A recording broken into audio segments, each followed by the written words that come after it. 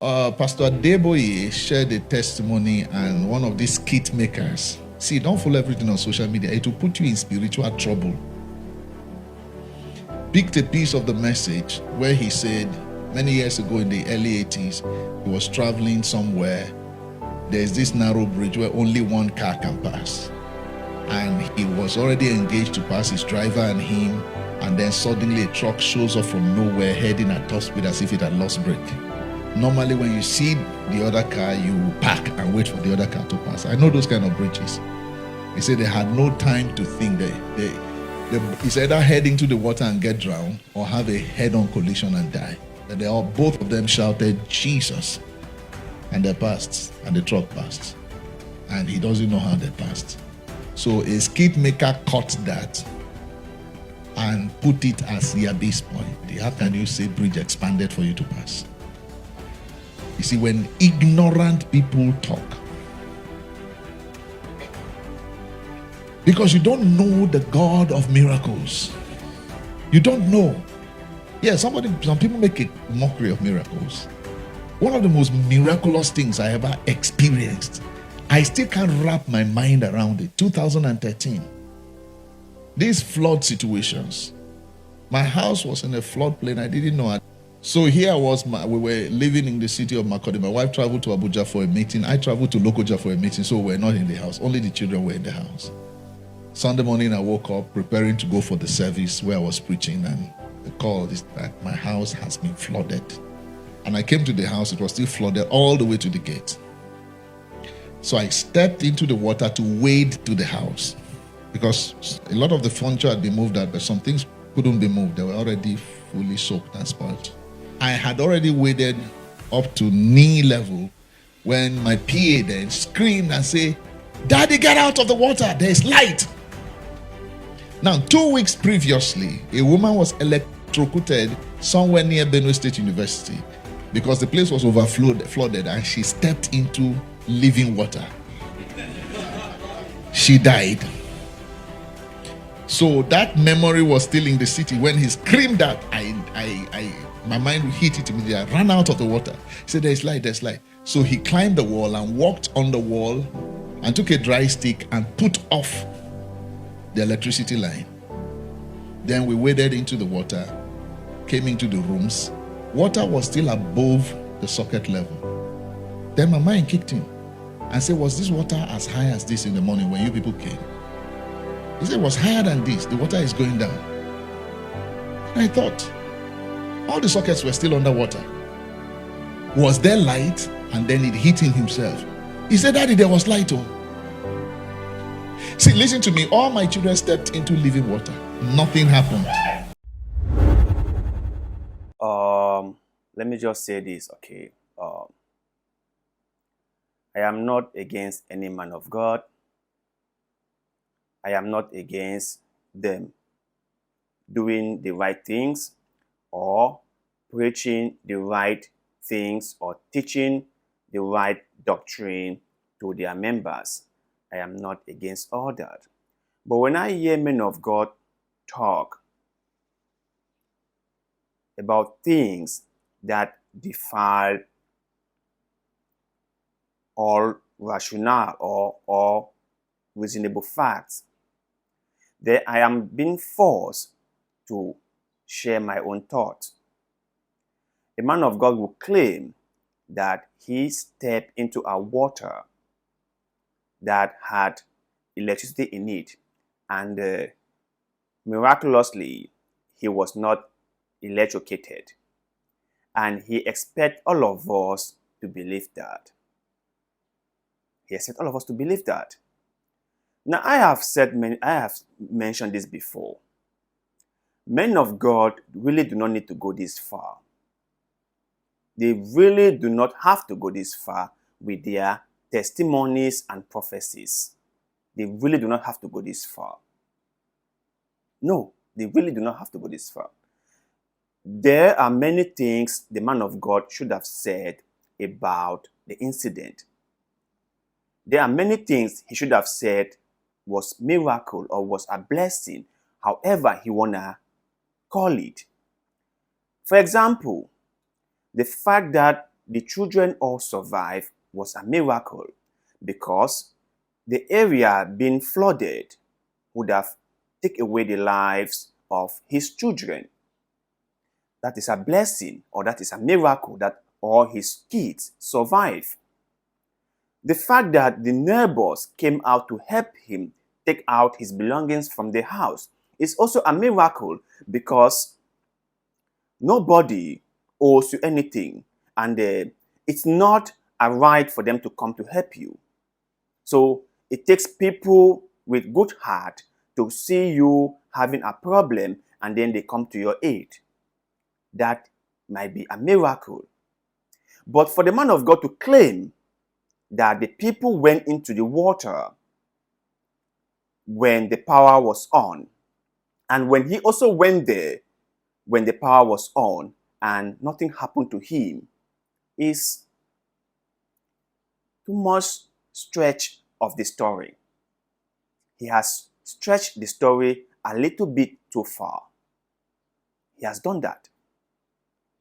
He has really done that. He mentioned that, I think a previous week, someone got killed by electricity in water.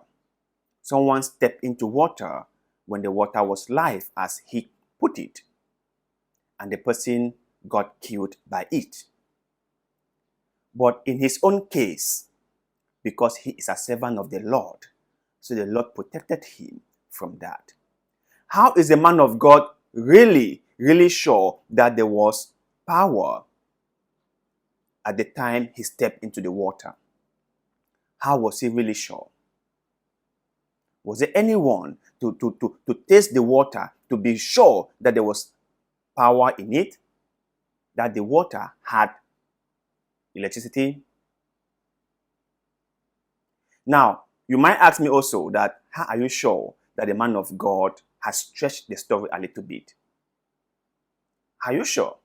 And I will say, the reason why I think that the man of God has stretched the story a little bit, has added some salt and maggi to this story, is that this alone defies physics.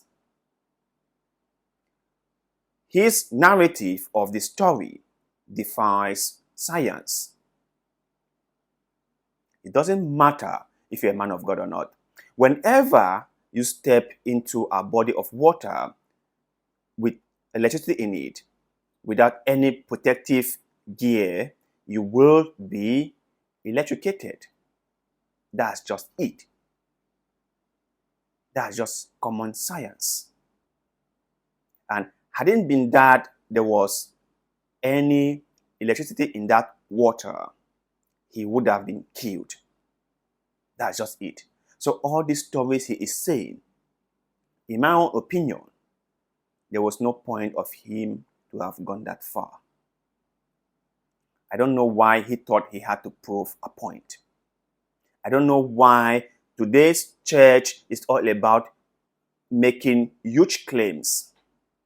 I don't know why people feel the need that they need to say things that are just like crazy. I don't know why people feel the need to say wild things that are unbelievable. I don't know why. And when I see things like this, I get really angry about them, and I am forced to say my mind, because I think this is too misleading. And I have always said people, I've always told people, right, the reason why evil prevails in this world is because good people did nothing. The reason why you see so many men of God come up with extraordinary stories, with extravagant stories, with huge stories, is because they have been saying it for years and no one has ever kicked against them. They have saw other men of God say stories like that, and their members have only cheered them up. Their members have only encouraged them. And this has led us to a place where men of God now feel like if they do not say stories that are related to miracles and signs and wonders, then they are not real preachers. I don't really get the point. Like I have said before, and I will keep on saying it again. My only problem is my fellow African brothers and sisters who are being taken advantage of. They are my only problem. If only they could awaken from this mental slumber, that would be very, very helpful to them. If only they could realize that everything some of the men of God are telling them are just too much of a story. Maybe their reaction towards the man of God might change. If some of them even told the man of God that maybe they shouldn't come up with this kind of stories, maybe things might change. But the fact that they just sat there and listened makes me pity them. Really pity them. Really pity them. So you are saying that the water was life. There was power, electricity in the water, and you stepped into it, but you didn't got electrocuted. Let me just make this small point. Whenever there is flooding in an area, the first thing that happens is the power company will cut off the electricity supply to that area. This is just but normal safety procedure. Whenever an area has a flooding, the first thing they do is to cut off the power supply to that area. So the man of God telling us this story here, well,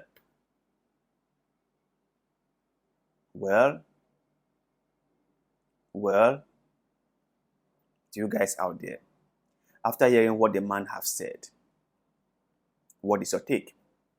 Do you think that really there was power in the water, there was electricity in the water, but somehow the man of God stepped into it and God protected him?